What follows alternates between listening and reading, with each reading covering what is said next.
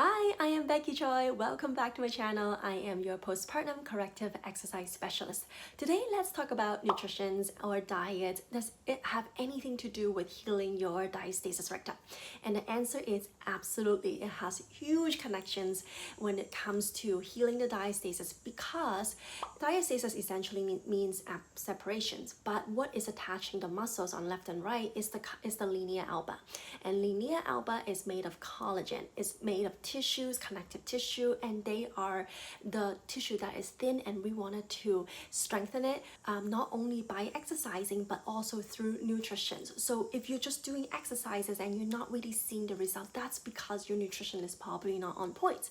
And we need to be able to use a holistic approach to help you to heal the DR, not just the exercises. Now, here are some tips I wanted to share with you when it comes to your diet or nutrition, how to do it better. Now, the first one I have for you is to eat enough protein. Protein is super important. They are the building block to everything in our body, our skins, our hair, our nails. But of course, most importantly is also that muscles building, where we want the diastasis to heal, because it is quite loose there, right? On the tummy, everything is kind of hanging out, and also the connective tissue is just so stretched out. We need to eat enough protein so that the connective tissues are healing while you're doing exercises. I would suggest you eating around 0.8 gram to 1 gram per pound of body weight. So if you're around 150 pounds, I would recommend you to eat around 120 to 150 grams of protein. Probably you wanted to start with the lower end range if you haven't really been eating that much protein in your whole life. And so that would be a good start.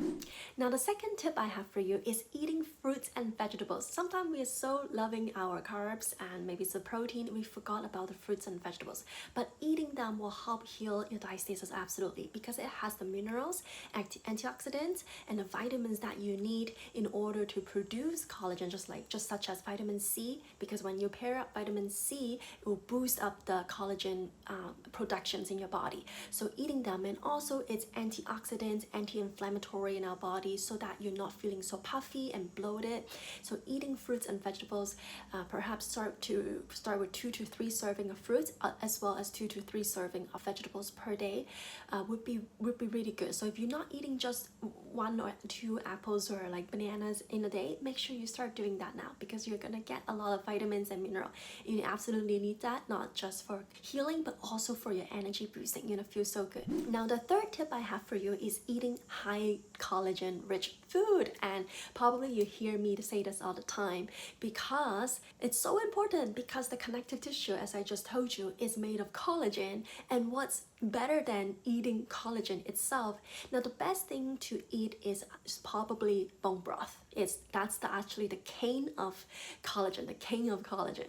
So if it's not the one that you buy in the store, the canned one, it's not, but it's something that you slow cook for at least 4 to 6 hours. Slow cook, you can use ox bones, marrow bones, tail bones, put them into a pot, put vegetables in it, and slow cook them for at least 4 to 6 hours. So the marrow goes into soup and you drink it. It's so warming. It's good for your milk productions too, if you're a new mama who is breastfeeding, but also really rich in collagen, and you can definitely incorporate that into your daily routine. But if you don't really have the time to slow cook for like 4 to 6 hours, you could do collagen powders.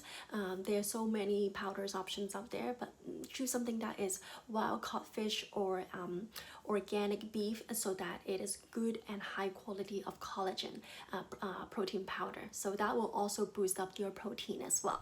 Now, the number 4 tip is to eliminate or at least reduce as much as possible on your processed food. Food that is packaged, that is already pre-made, it's gonna be inflammatory for your system, because your gut is quite different now than before baby.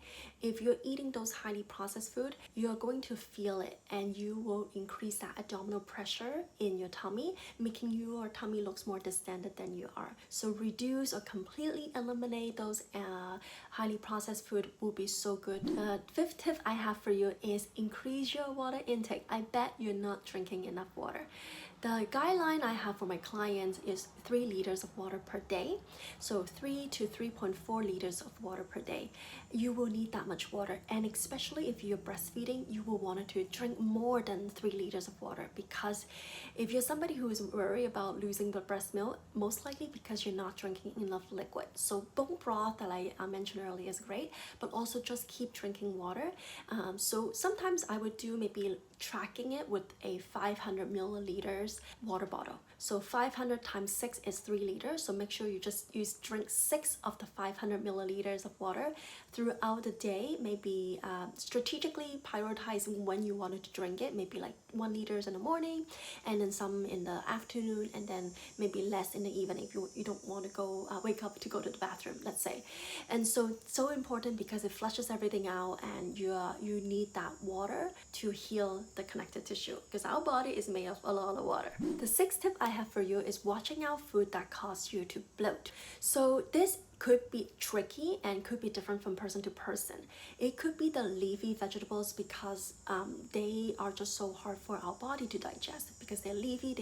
They have coating, the plant-based coating, where like it's so hard for the body to digest and break it down, and because it takes a lot of efforts for our intestine, for our guts to digest the leafy vegetables, it causes a lot of pressure, making your stomach more distended. So it could be that, like broccoli, bok choy, so leafy vegetables, or even some cauliflowers.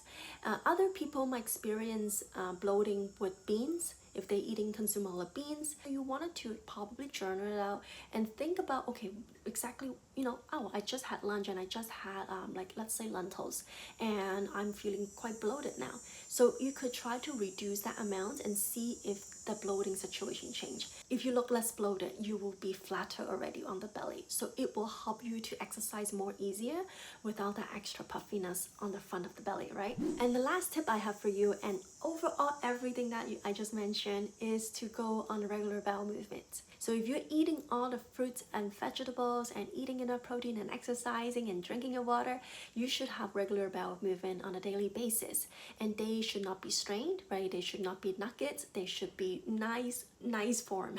I know we're talking washroom talk here, but it's important, so important for you to go on a regular basis, because if you don't go, you're gonna create backup bloating in your colon, and then that is forming that pressure, because everything is fermented inside, causing more gas, and you're gonna burp more, you're gonna pass more gas, and it's not pleasant, right? So it's gonna also causes the distension in your tummy. So that's why going to the washroom on a daily basis is so important. But if you're following those steps that I just told you, along with daily walks and some exercises, I know you will be going. So if it's not, let's just take a look, what is the culprit of what is causing you not to go to the washroom. So I hope these tips are helpful for you, and if you have any comment or question, drop it down below. If you find this video helpful, share it with a new mama of yours, a friend of yours who might also find this beneficial for them on their postpartum recovery journey as well.